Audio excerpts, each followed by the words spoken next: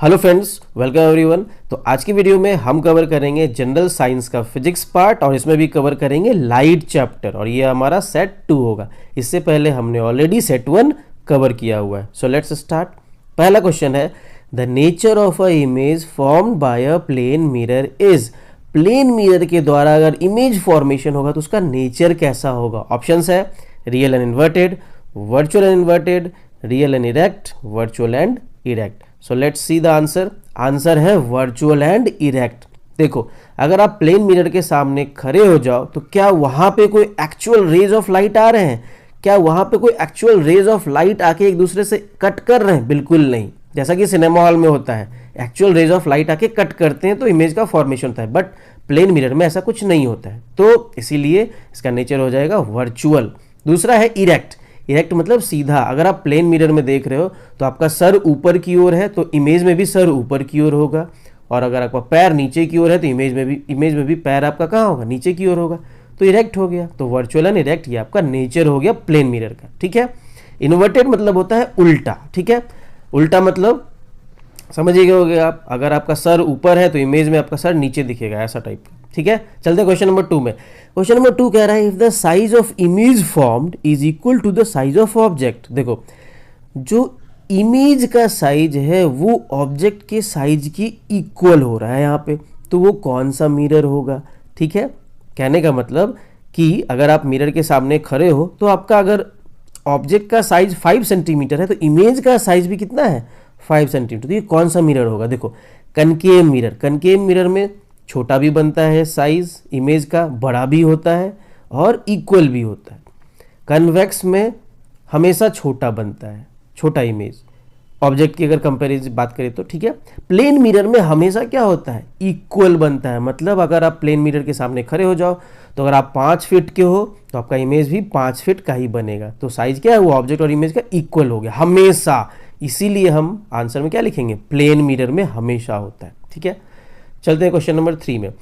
If an object is placed at a distance of 5 centimetre in front of the plane mirror. अब देखो, अब क्या हो रहा है तीसरे क्वेश्चन में?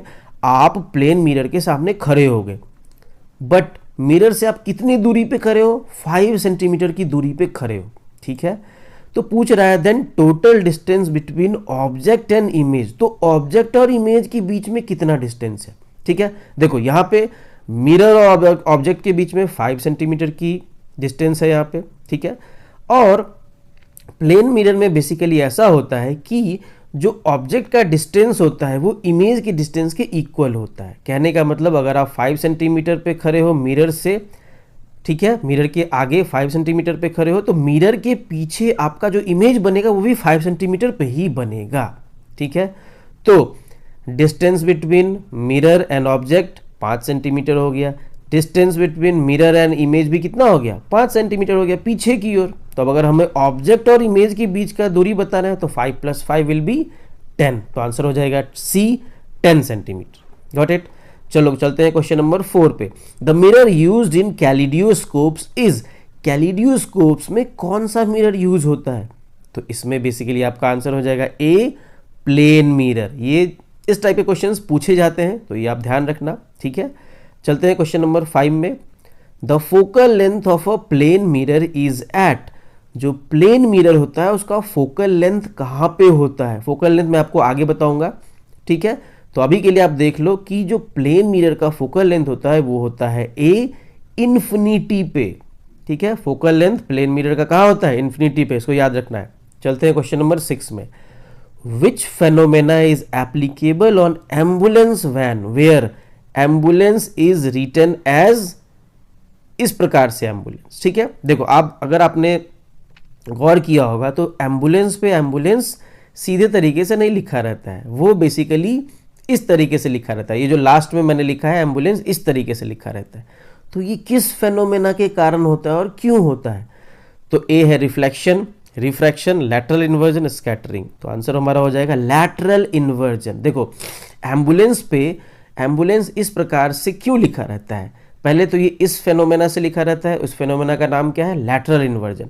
अब लिखा क्यों रहता है? ताकि जो रोड पे एम्बुलेंस अगर क्रॉस कर रहा है तो एम्बुलेंस एक प्रायोरिटी वैन होता है। ठीक है, प्रायोरिटी व्हीकल होता है, उसको जल्दी जाना है, तो एम्बुलेंस अगर इस तरीके से लिखा हो तो जो व्हीकल चला रहे हैं, जैसे कि जो कार चला रहे हैं, बाइक चला रहे हैं, उनको अपने मिरर में, जो उनका पीछे का रियर व्यू मिरर जो है, उसमें एम्बुलेंस सीधा दिखेगा ताकि वो जल्दी से उसको रास्ता दे दे और एम्बुलेंस चला जाए, इसलिए लिखा रहता है। ठीक है, और ये फेनोमेना क्या होता है?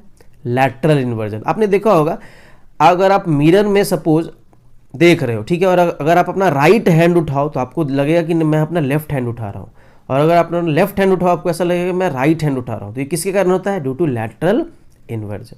चलते हैं question number 7। Which of the following will be same in its image in a plane mirror. अब देखो यहाँ पे हमारे पास 4 ऑप्शन हैं, PQR, PQO, OXT, BFC। इन चारों को अगर प्लेन मिरर के सामने रखा जाए तो कौन सा ऑप्शन में कोई चेंजेस नहीं आएगा? मतलब अगर इस चारों को अगर प्लेन मिरर के सामने रखेंगे तो चारों का इमेज फॉर्मेशन होगा, तो किसका इमेज जो फॉर्म होगा वो बिल्कुल भी चेंज नहीं होगा। मतलब जैसा ऑब्जेक्ट दिख रहा है वैसा ही इमेज भी दिखेगा। ठीक है, तो इसमें आंसर हो जाएगा COXT। अब ऐसा क्यों होता है देखते हैं। देखो यहाँ पे बेसिकली मैंने लिस्ट किया है alphabets that will not gate laterally inverted. देखो जो A है, A को अगर आप मिरर में देखोगे तो वो A ऐसा ही दिखेगा, जैसा ऑब्जेक्ट है वैसा इमेज भी वैसा सेम ही दिखेगा। H को भी देखोगे इमेज तो वैसा ही दिखेगा, I वैसा ही दिखेगा, M वैसा ही दिखेगा, O, T, U, V, W, X, Y ये सब वैसा ही का वैसा दिखेगा, इसमें कोई चेंजेस नहीं आएगा। बट इसके अलावा और किसी और अल्फ़ाबेट्स को देखोगे तो उसमें चेंज आ जाएगा। ठीक है, तो देखो यहाँ पे O है, M के नीचे O है, X है और T है, इसीलिए इसका आंसर क्या हो जाएगा? OXT। OXT में कोई चेंजेस नहीं होगा। Got it? तो ये क्वेश्चंस बेसिकली 99% पूछे जाते हैं, तो इस पे प्रैक्टिस करना आप लोग। चलते हैं क्वेश्चन नंबर 8 में। The first mirror was made by. सबसे पहला मिरर किसके द्वारा बनाया गया? तो आंसर हो जाएगा D, जस्टिस वॉन लिबिग। इसको आप याद रखना। ठीक है, चलते हैं क्वेश्चन नंबर 9 में। The number of images of an object placed between 2 mirrors inclined at an angle of 45 degree are. अब देखो क्या हो रहा है, हमारे पास 2 मिरर है, ठीक है, और दोनों मिरर को हमने क्या किया है 45, मतलब एक मिरर हमने नॉर्मली रखा है और दूसरे मिरर को उससे 45 डिग्री एंगल पे रख दिया है। मतलब यहाँ पे हमारा थीटा क्या हो गया 45 डिग्री।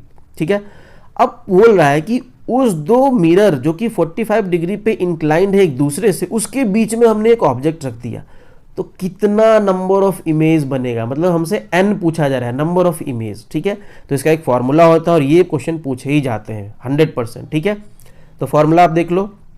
देखो थीटा जो है वो एंगल हो गया जिसमें कि हमारा 45 डिग्री था, n हमारा नंबर ऑफ इमेज हो गया। अब देखो 3 कंडीशन इसमें होता है। पहला है इफ 360 बाई थीटा, मतलब यहाँ पे हमारा देखो थीटा कितना था 45 डिग्री, तो 360 अपॉन 45 कर देंगे क्योंकि थीटा कितना है 45, तो 360 अपॉन 45 करेंगे। और अगर वो इवन नंबर आ गया, यहाँ पे करके देखते हैं, देखो 360 डिवाइड बाई 45 तो कितना आ जाएगा 8 आ जाएगा। ठीक है, तो 8 एक इवन नंबर हो गया।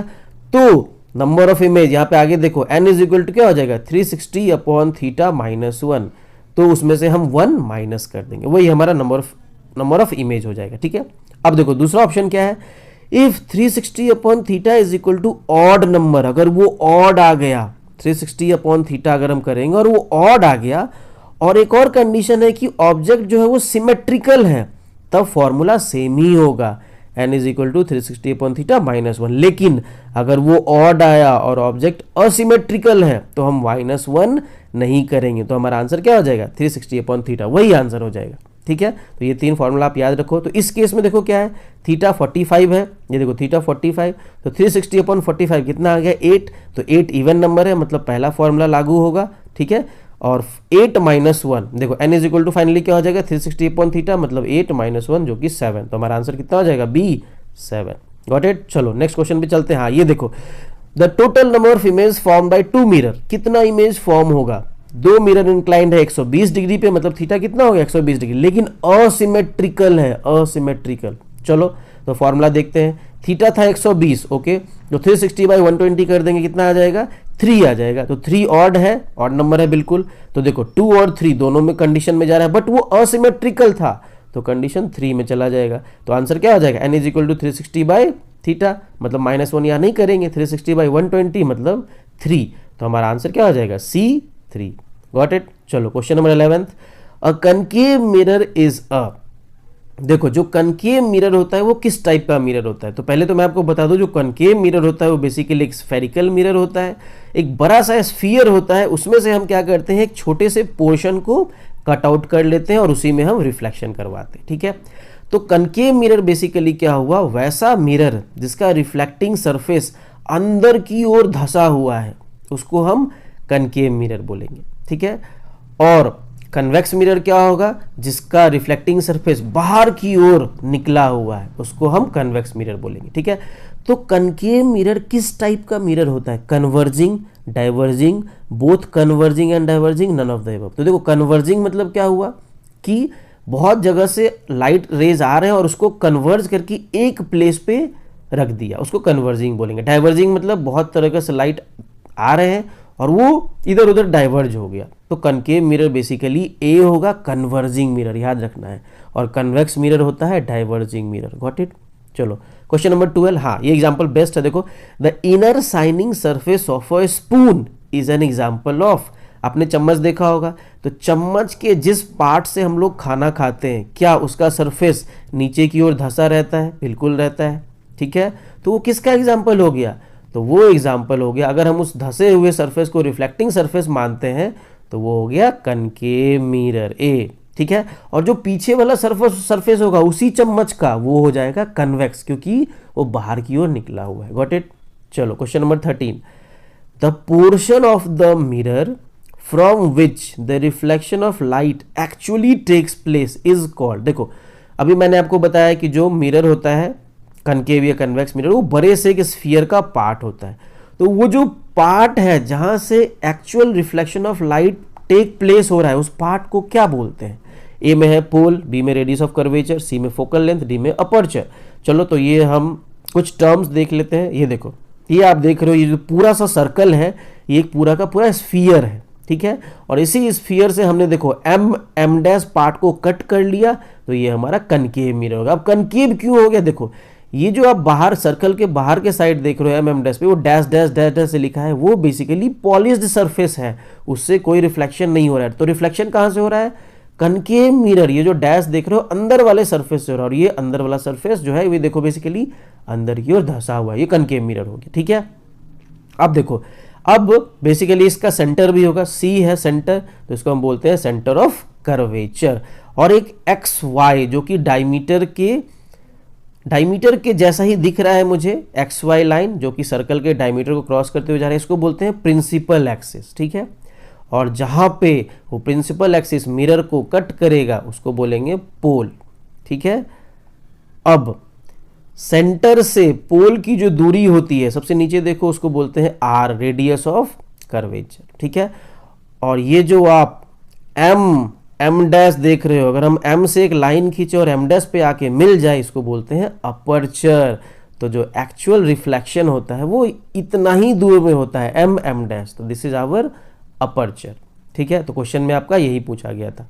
और एक होता है फोकस, तो देखो सेंटर ऑफ कर्वेचर और पोल के बीच में एग्जैक्टली सेंटर में जो पॉइंट होगा उसको हम बोलेंगे फोकस, और पोल और फोकस के बीच का जो दूरी होगा उसको बोलेंगे फोकल लेंथ। चलो तो हमारा आंसर क्या होगा इसमें, अपर्चर। अपर्चर आप समझ गए होंगे, एक्चुअल रिफ्लेक्शन ऑफ लाइट कहाँ टेक प्लेस कर रहा था, यहाँ पे देखो एम डैश, तो इसको बोलेंगे अपर्चर। चलते हैं question number 14, the focal length F is related to the radius of curvature R of a spherical mirror by. अभी मैंने आपको बताया, देखो फोकल लेंथ और रेडियस ऑफ कर्वेचर में क्या रिलेशन है ये पूछा जा रहा है। देखो तो यहाँ है R is equal to R, radius of curvature होगा वो फोकल लेंथ का आधा होगा, बिल्कुल नहीं। दोनों इक्वल होगा, बिल्कुल नहीं। आर जो होगा वो माइनस एफ होगा, बिल्कुल नहीं। तो क्या बच गया, डी। फोकल लेंथ जो होगा वो रेडियस ऑफ कर्वेचर का आधा होगा। कैसे, देखो इसमें यहाँ पे फोकल लेंथ अभी मैंने आपको क्या बताया, सेंटर ऑफ कर्वेचर और पोल के बीच में होगा, ठीक है। तो जो फोकल लेंथ हुआ वो बेसिकली क्या हुआ, आधा हुआ, किसका, सेंटर ऑफ कर्वेचर का। चलो तो डी हमारा आंसर, ये याद रखना, इससे बहुत सारे क्वेश्चंस पूछे जाते हैं। और अभी भी लास्ट क्वेश्चन मैं आप लोग को लिए दे रहा हूं, इस क्वेश्चन का आंसर आपको कमेंट करके बताना है using the concept of question number 14, previous question, ठीक है। इसमें कह रहा है the radius of curvature of a concave mirror of focal length 21 centimetre is, मतलब एक कनकेव मिरर है, उसका फोकल लेंथ कितना है 21 सेंटीमीटर। तो अगर फोकल लेंथ 21 है तो रेडियस ऑफ कर्वेचर कितना होगा? ये आंसर आप लोग कमेंट करके बताओ और देखते हैं कौन कौन सही बताते हो। ठीक है, तो आज के लिए इतना ही। Will meet in the next one. तब तक के लिए bye bye, take care, have a good day.